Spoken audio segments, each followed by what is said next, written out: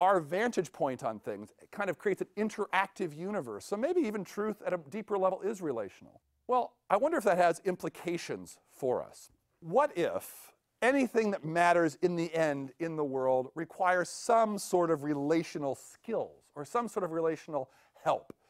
So in the end, maybe we're meant to relate to other people. Most people would want to do that.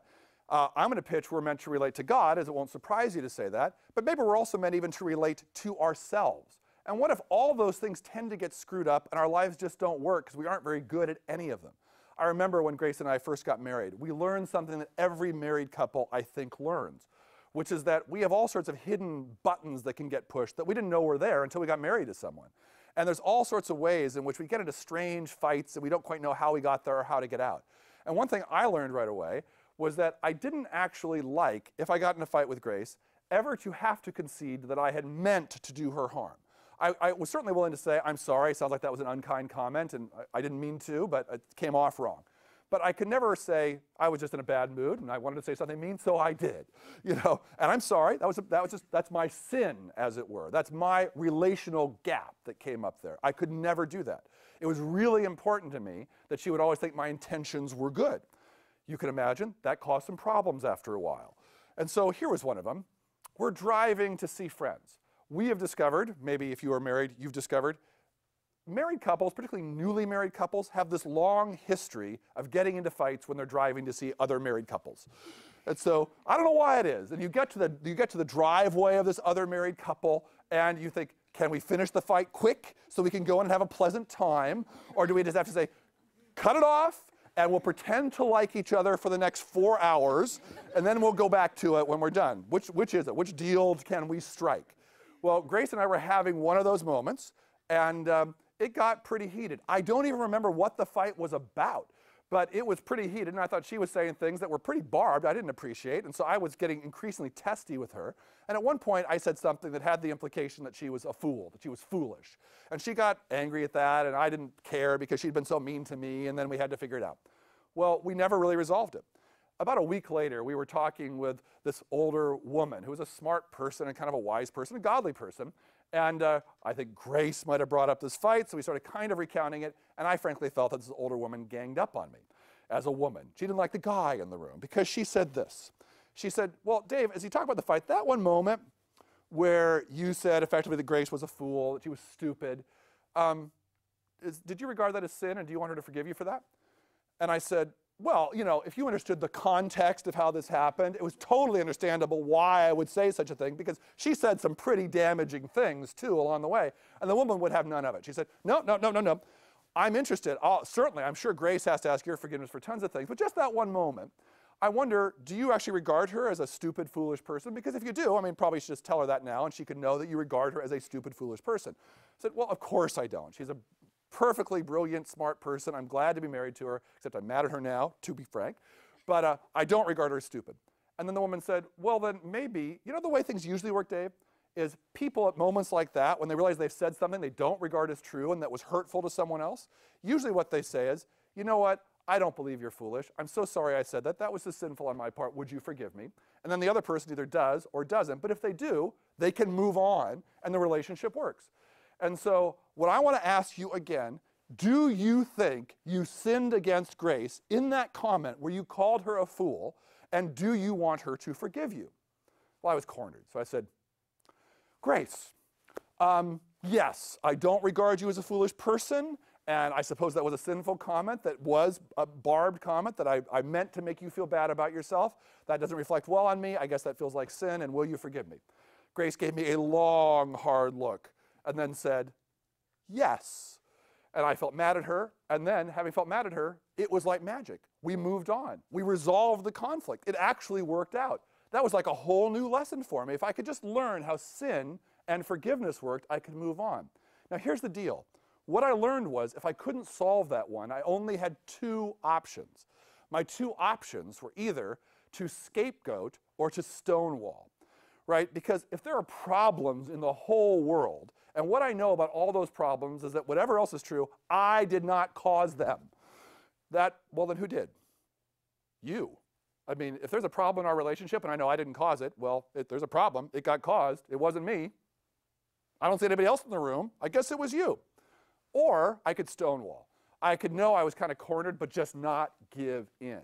Just completely push back. Nope, not going there. But either way, I'm getting lonelier and lonelier and lonelier, more distant, more distant, more distant. Now, it seems to me this has implications for the whole world. So if I can use a relatively current kind of charged example, 9/11 happens. There are planes that go into towers in America, and all America asks, how did the rest of the world come to hate us so much? Who are these people who would fly planes into our buildings? I'm shocked. I think we're really nice people. What happened? And so all these very smart journals try to write these articles explaining a very difficult question, at least for most Americans to understand. And I was reading all those too. I wanted to know the answer as much as anybody else. And I remember reading one in some smart person's magazine, maybe it was The Atlantic or The New Yorker, and its point seemed to be this. They asked the question, do you know the most popular television show that's exported from America worldwide? And the answer at that time was, you'll be proud to know, Baywatch. Baywatch was exported all over the world as the American television show, which I know makes you feel proud to be, if you are in fact an American. I mean, you feel kind of proud about that as a result. I know I do. So Baywatch is exported everywhere, even to very conservative Islamic towns. And so this reporter had visited a super conservative Islamic village, and I think it might have been Egypt, and so conservative that the women wore full burqas. They were completely covered, even their eyes, because they don't want men to see them and sin, to lust after women. And so in an interest of purity, women are completely covered. Now, in that town, man's flicking his channels, and what does he stumble across? Baywatch. And suddenly, having been in this completely conservative town where seeing a woman's eyes is regarded as sinful, well, let's just say, if Baywatch, by the time you see this DVD, is long forgotten, it involves scantily clad, probably surgically enhanced women, and maybe men, running around beaches in Southern California, solving really low-level detective sorts of things. And so suddenly you see really scantily clad, surgically enhanced human beings running around, and you've only ever seen people in burqas. And the point was, no wonder this conservative Islamic town regards America as fundamentally corrupt and wicked and evil and needing to be destroyed, period. So I think about that for a minute. I walk into the next room. I find Grace. I say, Grace, you'll never guess what caused 9/11. Baywatch. Who knew? And she says, I think she was accurate but not helpful. She said, well, I hate Baywatch too. To which I think, sure, but isn't there more to the story than this? Because let me just ask, is Baywatch a not-for-profit program that benevolently gives itself away free all over the world with no interest in getting any money back? I'm pretty sure someone in that country purchased Baywatch. So it wasn't that it was overrode their will and got in there. Are they culpable in any way? Do they share in this horrible evil when they purchased Baywatch from that country?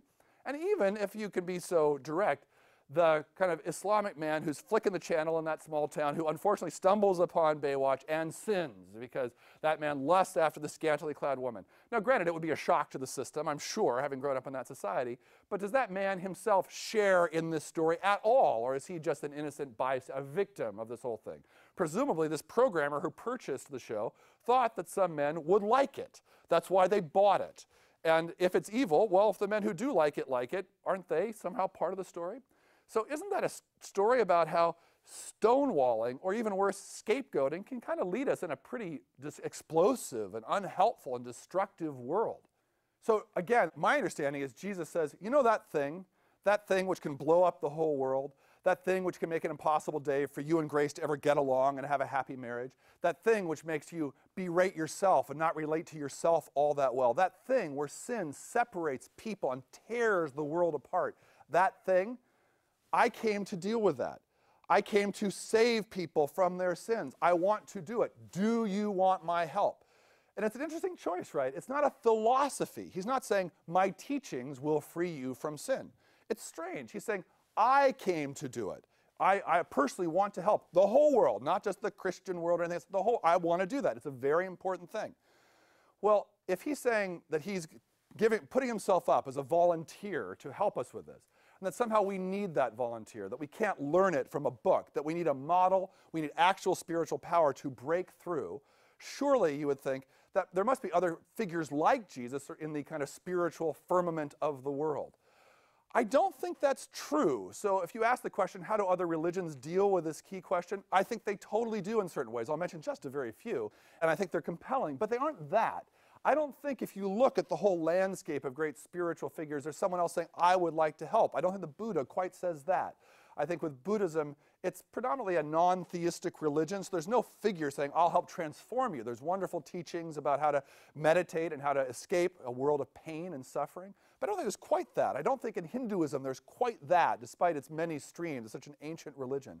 I don't think we see in Confucianism, which is not quite a religion per se. Confucianism does have lots of really helpful teachings about how people can get along. But it doesn't quite have the sense that maybe a person can offer spiritual power to break things loose in a good way relationally. I don't think it quite does that. It couldn't quite do that. One way that Islam actually teaches about it, I think, is really interesting and compelling. So if I'm understanding Islam right, again, I took this class on Sufi Islam, and so we spent a lot of time on this. Islam talks about this image of a scale of justice. It's sort of like you see on the Supreme Court, where you've got Lady Justice here with a scale that's balanced, and if one's virtues outweigh one's vices, then you go to heaven. If one's vices even mildly outweigh one's virtues, I'm sorry, you just missed out, maybe got a bit cranky at the end of your life, but it's not going to happen for you. Now, that's a pretty compelling image because it seems fair, right? I mean, on the one hand, it'd be a bummer if that happened to us and our virtues didn't outweigh our vices, but at least we'd feel like, well, we brought it on ourselves, and that seems legitimate, right? We want to own our own lives. At the same time, I kind of wonder if the scale of justice thinking, as compelling as it is, works in a relational universe. It strikes me as a non-relational thing. It's a tally. So back to the image of what happened with me and Grace.